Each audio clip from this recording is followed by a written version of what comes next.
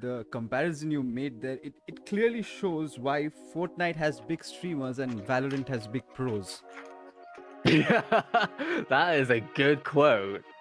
That's a very good quote right there. Like, say that there were 15 news accounts that were actually flourishing, this game would have millions of engagement more than they do at any day. That is how Fortnite has done so well. Let's actually make this really easy. Like, that's the biggest Hypex, comparison.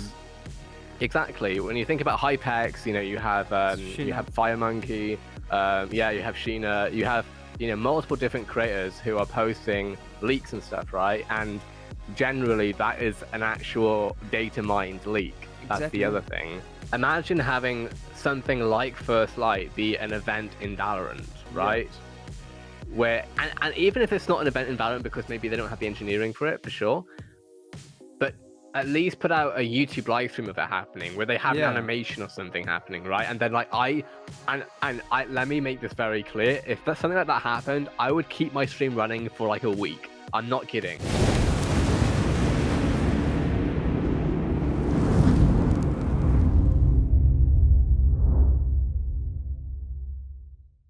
Let me introduce you to Zakky. So if you haven't watched our last Sunday stream, Zakky is one of the foremost Valorant content creators out there. You can follow his channel at @Valorant Hub on YouTube, and you can also follow him on Twitch at @ZakkyZoo.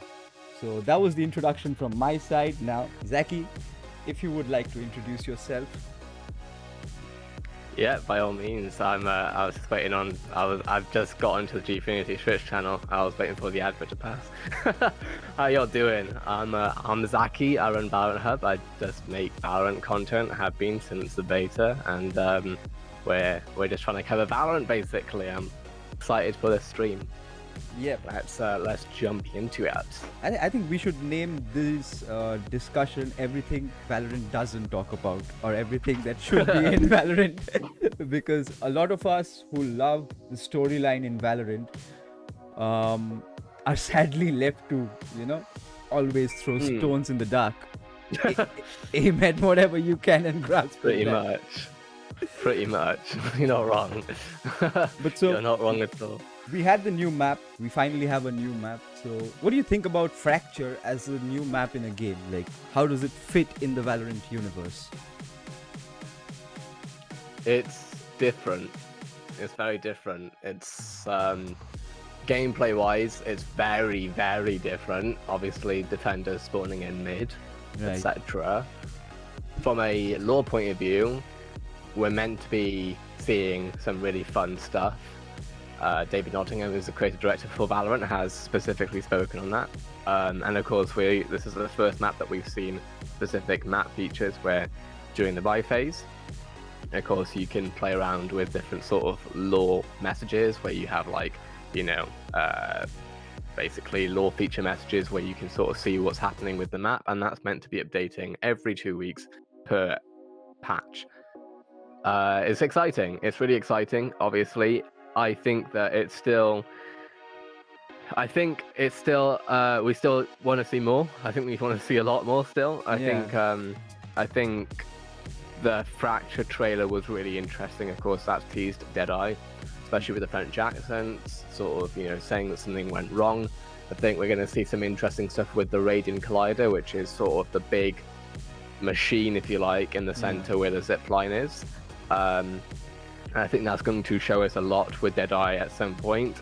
It also makes me think that we're going to learn about Deadeye over the next 2 months. I'm just very excited and really want to see something exciting over the next 2 months for Deadeye, because otherwise we're going to sort of end up, I already feel like we're going to end up in like a month of drought with with lore content, and that could even extend to 2 months, which kind of happened with episode 3 Act 1, where we saw KO deploy.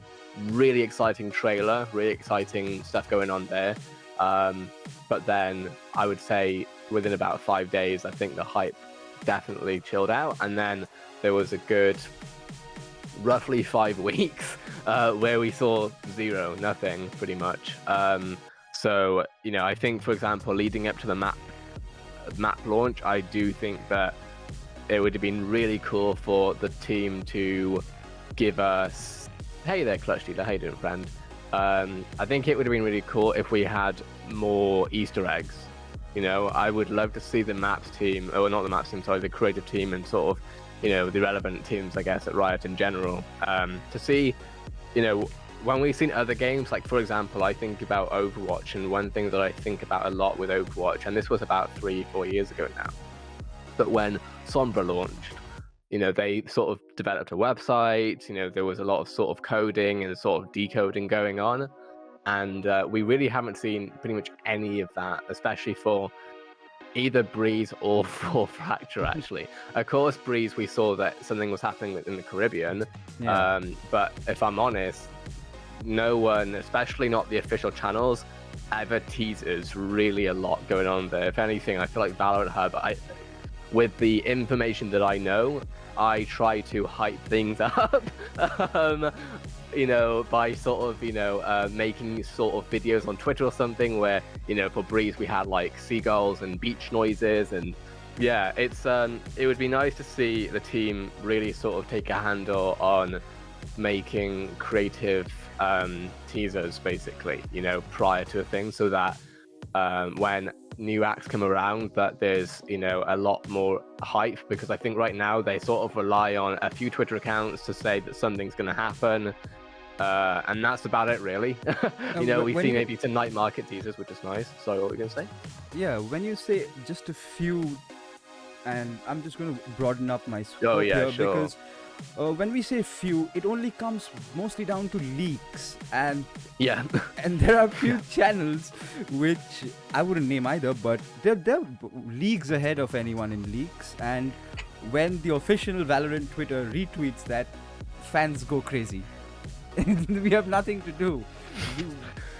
So yeah, I mean, it's not just like, I think I think there's two separate issues there. I think that the leaks is one thing, and that's something that Riot simply, in my opinion, don't take seriously enough.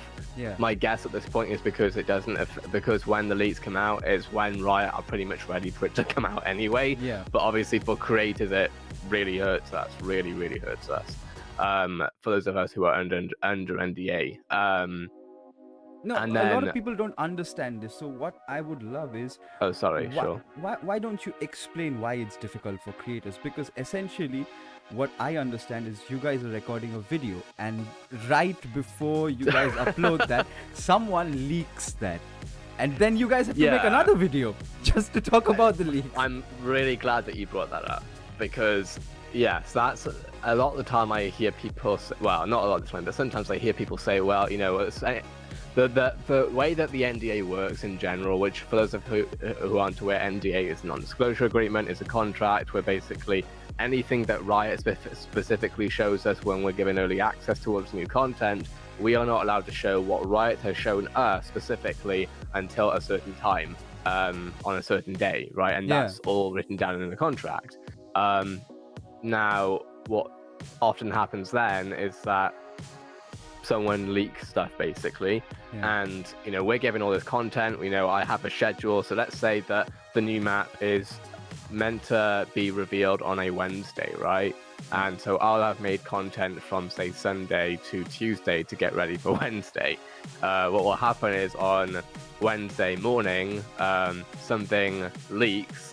And so at that point, then essentially the work that we've done from Sunday to Tuesday becomes pretty much irrelevant, because the leakers get the, you know, everyone wants to see what's happening first, right? And everyone gets excited about that, and that's fully understandable. And I would never put or shift the blame towards people who want to watch leaks, right? That's fine, I get that, right? If you want to see what's coming up, then that's fair enough.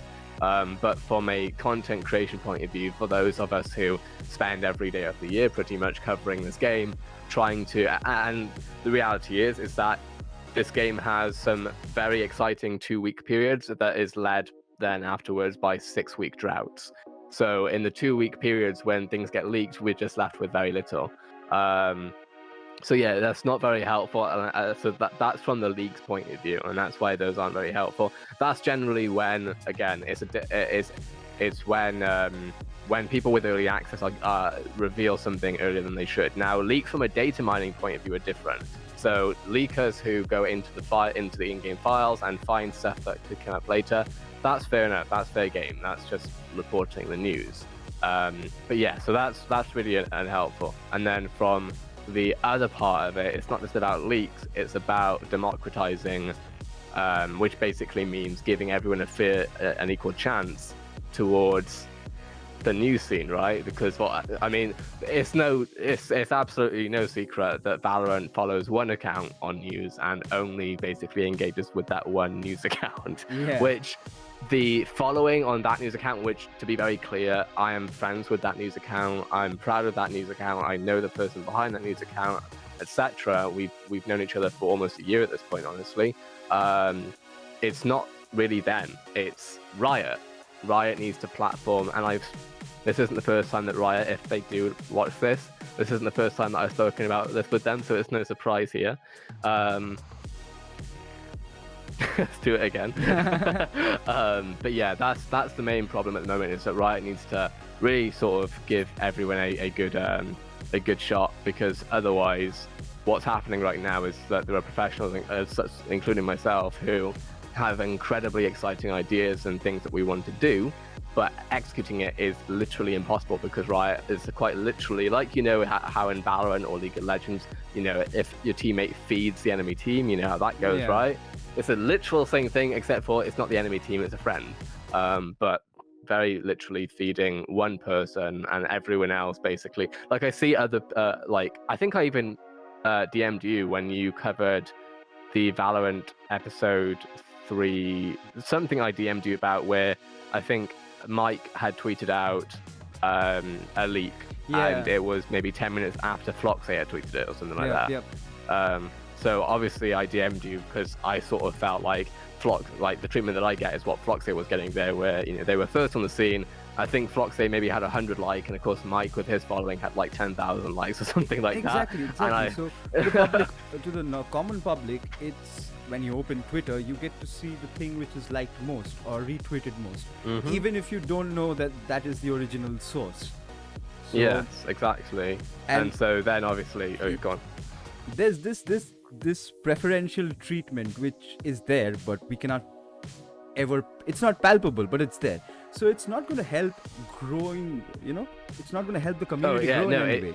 It's totally, it's people don't see it right now because not everyone understandably is studying this stuff, because it doesn't, you know, most people, they see a leak and it's exciting, right? I totally get that. But yeah, like, the reality is that the reason why there's not a lot happening, there's a lot more that could be happening in the Valorant scene, and it's just not. And the reason is that everything is going to one or two accounts, whether that's Twitter or YouTube. And oftentimes, and this is absolutely nothing towards against anyone, any other creators or anything, but oftentimes they're investing in creators who aren't taking full advantage of what could be done here. Now that's fine, because that is the creator's choice, right? Whoever's making content, they can do whatever they'd like to, and that's brilliant. But on the flip side, with Riot more specifically in charge here, it also means that opportunities have essentially been totally have been deflated, basically, and it's impossible for certain channels like myself. Synprel, you know, has a hard time with stuff too. Many news creators, I mean, I won't talk about who or what or when, but, you know, I know news creators who have lost sponsorship, like, and bearing in mind, we're talking about people who are living on this, right? Because they've spent, I don't know, 10 months to a year covering this game, building a following, working bloody hard, and they, you know, I know news creators who are literally losing their income, losing sponsorships, etc., because you know, at one point I think the scene was fairly equal to a very small extent, but there wasn't as much exclusivities going around basically at the start of Valorant, and then they started happening, they started fueling one channel specifically, and so other channels now with over 200,000, like, I was speaking to someone who had like 250,000 subscribers the other day, and they basically lost a lot of their income because leaks happen, which means that they don't have the hype going on, and then, you know, exclusives go around. So there's a lot of stuff going on. It's not helpful at all. It's really basically I had multiple projects before Valorant Hub, but now I was hoping that I was going to be able to put more time into VALORANT, and it's just impossible because when Riot are basically monopolizing the scene, we've all got to do what's best for us. You know what I mean? So no, it's a shame that they're hindering their own game. I'm in a position where I've been trying to work and communicate with Riot for about a year now. The people who I speak with are flipping amazing, but they aren't able to make the decisions that will make sense or whatever, because they don't have whatever, they can't do it essentially. The decision makers at the end of the day are the people who decide what's going on, and I'm not talking with them. So it's not helpful, it's not great. It means that the scene is, like, realistically right now there's currently roughly around 300,000 people watching Valorant esports. Right now, that's a huge win. That's on Twitch specifically. In fact, now that I'm looking at it, it's more like 400,000, I guess, which is absolutely huge. Of course, exactly. I wonder what YouTube looks like. Yeah, because to be honest, we were going to talk about this a bit later, but now that you brought it up. Oh, sorry. So I saw the tweet saying Dr. Disrespect, Valkyrie, and Platchat got the rights to YouTube, right? And only Platchat has been streaming VCT, I think.